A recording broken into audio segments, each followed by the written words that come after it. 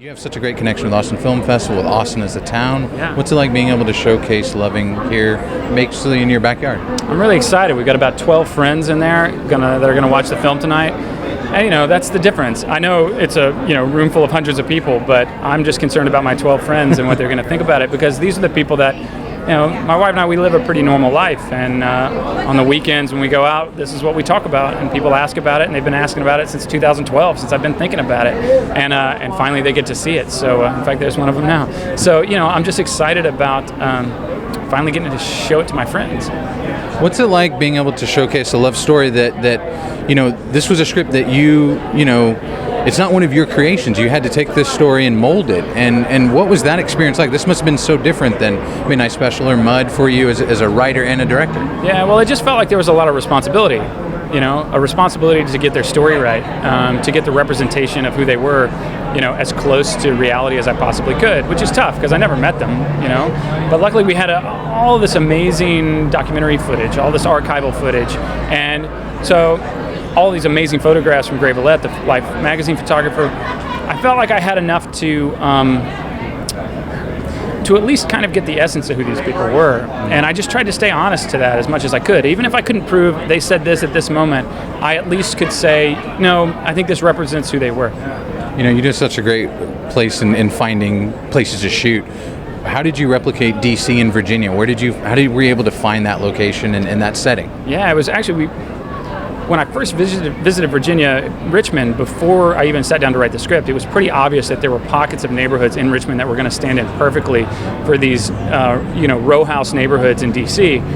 So this was a inner city kind of ghetto in D.C. in the early 60s, and Richmond had a few pockets even today where the homes and the houses just hadn't changed very much.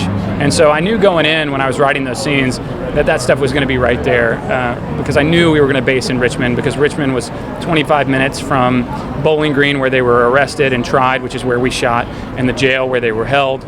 25 minutes from Central Point, which is where he built the home for her, which is where we filmed the scene of him proposing. All of this stuff was in this kind of 30-minute radius of Richmond. And so, yeah, I just knew that would handle itself.